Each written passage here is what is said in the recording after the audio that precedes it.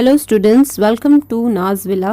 Today we will discuss the second chapter, We Are Not Afraid to Die If We Can All Be Together, written by Gordon Cook and Alan East. It is based on a disaster. So नाम से ही पता चलता है that ये कहानी unity, hope, strength, bravery, करेज इसी theme पर बनाई गई है. ये कहानी हमें एक नैरेटिव पर्सपेक्टिव से सुनाई गई है. The narrator is a 37 years old businessman. वो हमें बता रहे हैं कि उनके और उनकी फैमिली के साथ क्या डिजास्टर हुआ. Who has a wife, Mary. He has a 6-year-old son named Jonathan, a 7 years old daughter named Suzanne. Narrator और उनकी वाइफ को सी ट्रिप्स बहुत पसंद है. वो 16 साल से प्रैक्टिस कर रहे हैं अपनी स्किल्स इन ब्रिटिश वाटर्स ताकि फाइनली वो अपना सपना पूरा कर सके एक लॉन्ग जर्नी का. एक कैप्टन थे. 200 साल पहले captain James cook the world voyage journey पर गए थे और वो लोग इसी जर्नी को डुप्लीकेट करना चाहते हैं.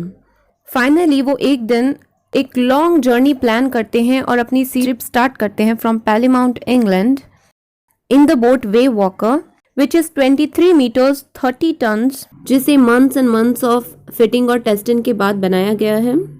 The first part of the journey was amazing. 105 kilometers long journey pass हो चुकी है from west coast of Africa to Cape Town. अब वो लोग जा रहे थे ईस्ट की तरफ. वहाँ आता है द सदर्न इंडियन ओशन जो कि वर्ल्ड में बहुत फेमस है उसकी रफ वेदर के लिए. तो इन्होंने अपने साथ 2 क्रू मेंबर को भी ले लिया. Larry vigil who was an American, hub sealer who was in Swiss. Second part of the journey में दूसरे ही दिन वो लोग ने वेदर में चेंजेस एक्सपीरियंस करना शुरू कर दिया. The wind was very strong. हवाएं बहुत तेज चल रही थी. पर सबसे अलार्मिंग बात ये थी कि जो वेव्स है it was 15 meters high. It was December 25. It was a Christmas holiday.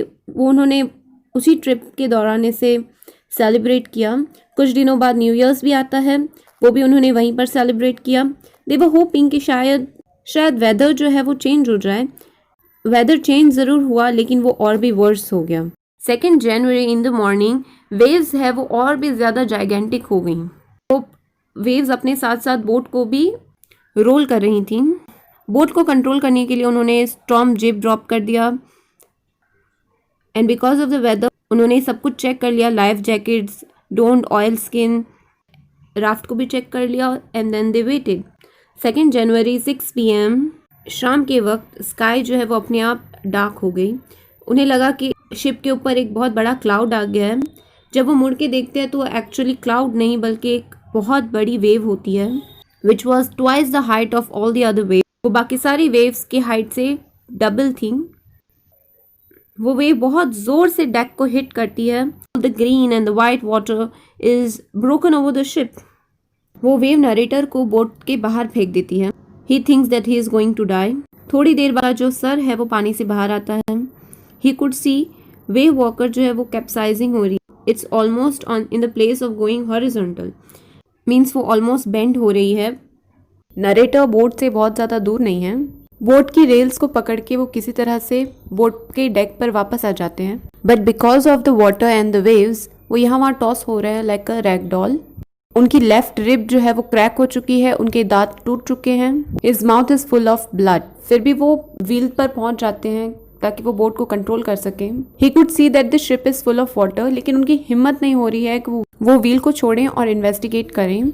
उतने में फ्रंट डोर खुलता है और वहां से मैरी आती है. वो जोर से स्क्रीम करती है that we are sinking and the deck is smashed and we are full of water. Narrator Mary को व्हील संभालने दे देते हैं ताकि वो अंदर जाके चेक कर सके कि बोट की क्या हालत है. He found Larry and Herb. उनके जो क्रू मेंबर थे they were pumping water out like madman. Boat में हर जगह होल्स हो गए थे. हर जगह से टूट चुकी थी बोट.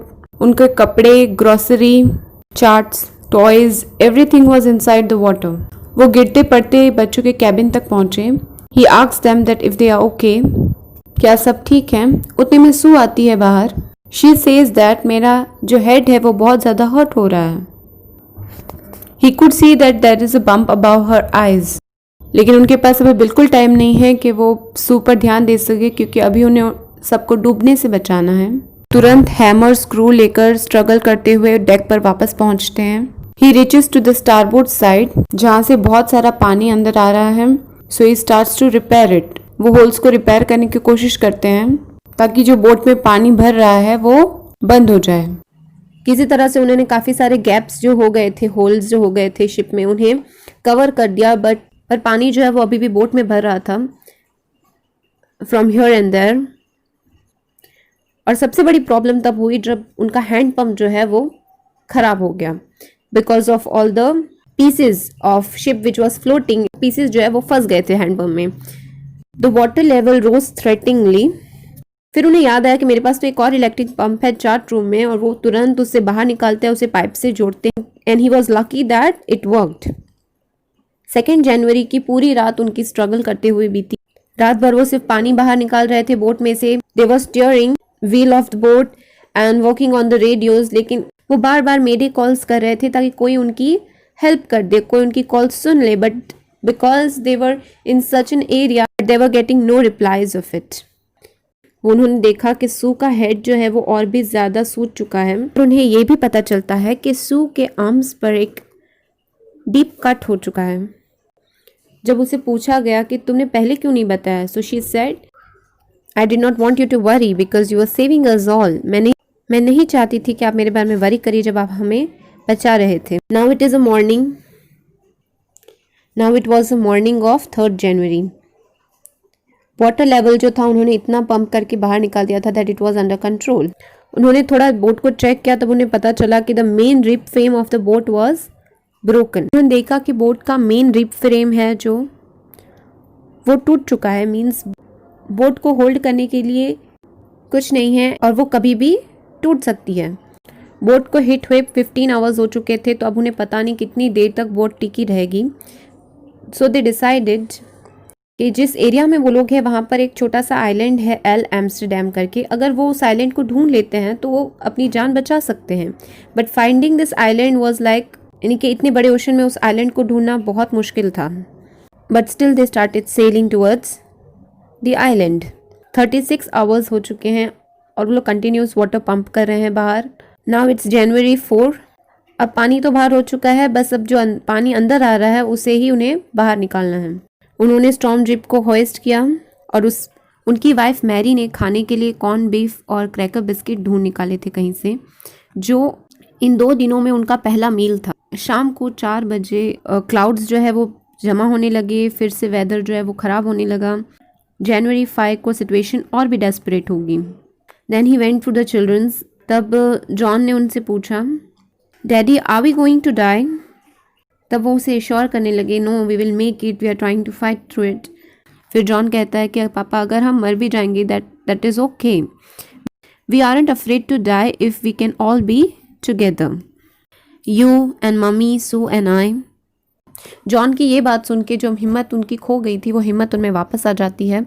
वो वापस डेक पर जाते हैं और जो शिप का जो स्ट्रक्चर है जो वीक हो चुका है उसे ठीक करने की कोशिश करते हैं। हर शाम को वो मैरी के साथ हाथ पकड़ के बैठते हैं और वो लोग यही सोच रहे होते कि शायद हमारा अंत जो है वो नज़दीक आ गया है। पर जो तूफ़ान आया था वेव वॉकर किसी तरह उस तूफ़ान से बच के बाहर निकल आती है।